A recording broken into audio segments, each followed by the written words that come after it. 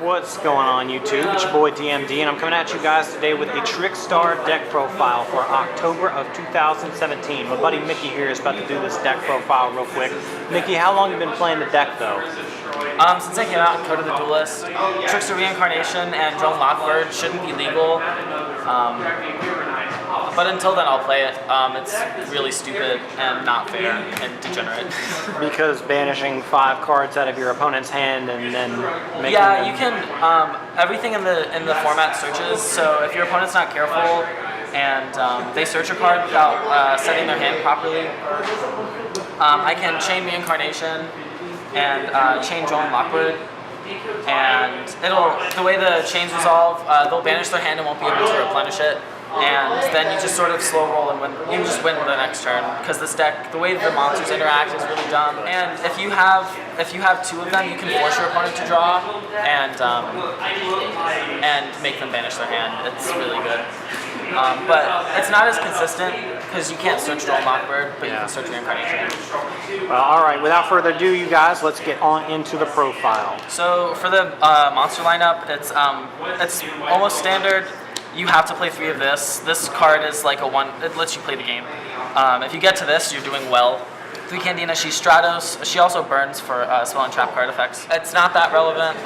Mainly the one that's relevant is Licorice. She's what makes the deck burn. If your opponent adds cards to their hand, they take 2 for each card. And forcing them to draw with Reincarnation and searching in general makes them do it. But this is, I think, if you're playing Trickstars as like the main engine, these are standard. Something that I do that's not very standard is I play 2 Lilybell. Most people just play 1. When I actually fix this deck, because it's not complete at the moment, it's missing 2 Ash Blossom in the main and 2 Dimensional Barrier on the side. One of these will come out, and later I'll show you this should come out also for the 2 Ash Blossoms that should be in here. This build is the hand trap variant, so I'm playing 1 Ash Blossom, should be playing 3. 3 Ghost Ogre, the Max C, the mandatory 3 Drone Lockbird, and basically this deck just really doesn't want your opponent to play Yu-Gi-Oh! Having as many hand traps as possible, it benefits you because your engine's so small. You can afford to play so many hand traps. Honest just went to 3. You should be playing 3. It allows you to get over Masterpiece. It allows you to just push in for damage. Something not very conventional is, but that's popular in the OCG, is I'm playing 3 Eater of Millions. This card, you don't really use your extra deck that often, except for a Scapegoat, which I'll go into later.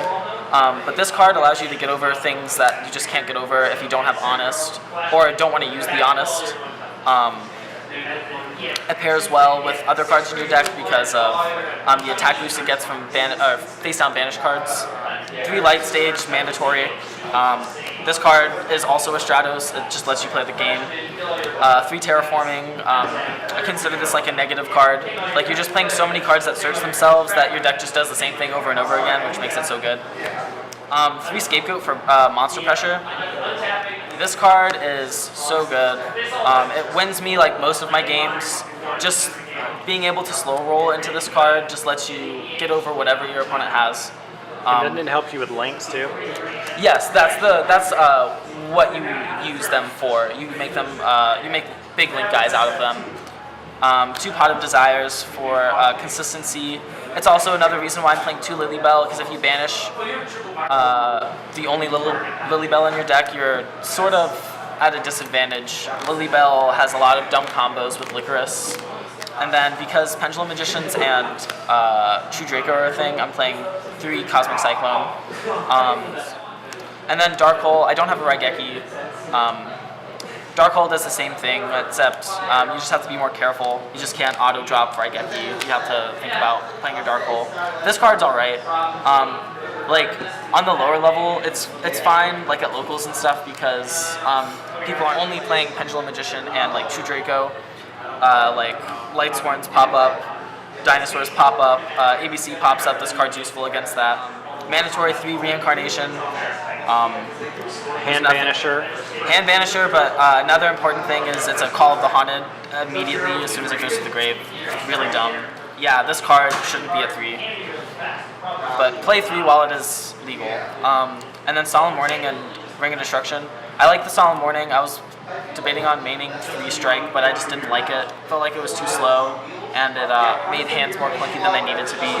Like, the traps in this deck is really good. It's just, I worry about not being able to get to Candina first turn. And that's why I play like Desires and stuff. And then Ring of Destruction's an overall good trap card. You can use it at any point in the game. It helps you kill your opponent, and most masterpieces, it can destroy a pre-existing masterpiece, because usually they're gonna tribute a spell and a monster. So you, if they're not prepared, you can just pop it with this. But chances are it gets sided out like all the time. That's why if I had more Ash Blossoms, if I had 2 more Ash Blossoms, this would definitely come out. And then for the extra deck, this is kind of like up to anyone, but something you definitely have to play are these. You can just play 1 decode, but I like 2 because of random Fairy Tale Luna. 2 Holly Angel. This card helps you OTK, especially if you open up the nuts. This just lets you just push in for damage. Proxy, 2 Mrs. Radiant, because you play Scapegoat. Ib, because there's a combo with Scapegoat and an extra monster, you can Ib and then drop Ningrisu and draw an extra card, and then you have 2 cards that are protecting each other. Let's see. The 2 Link Spider, you could go up to 3. I don't really use all 3. And then the Utopia Engine, because you can make plays with Reincarnation and get over Masterpiece. And then Tornado Dragon, because it's so good against like Pendulum Magicians and stuff. And so for the side deck, you have to play Kaijus because you lose to Masterpiece.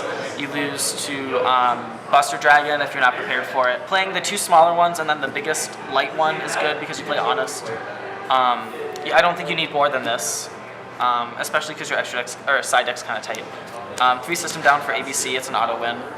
Why not play it? 3 Solemn Strike for Pendulum Magicians, Dimensional Barrier, and Unending Nightmare for also Pendulum Magicians. This is also useful against Invoked, but you don't really have a tough matchup against Invoked. And 3 Blazing Mirror Force. This is for like dinosaurs and like any aggressive deck. Namely not Pendulum Magicians, but these 2 should be a Dimensional Barrier, or Dimensional Barriers, and possibly another Unending Nightmare. And yeah, that's the deck profile. It's what I'm calling is like hand trap, really good like anti-meta type deck. I think it has a place in tier 1. Sometimes it just can, if your opponent knows what they're doing, they should be fine against this deck. But sometimes, you know, you open up a lock and your opponent can't do anything about it. I enjoy playing it. People don't enjoy playing against it, but they need to be familiar with the matchup, or else they'll just keep losing. It's good for the time being, for certain. And once Spirals come out, I think it actually kind of gets better because it can better combat the deck than other decks. And yeah, that's it. Alright guys, if you like this video, please be sure to like and subscribe, and thank you man very much for your Trickstar deck profile. It's me, it's that DMD, and I am gone.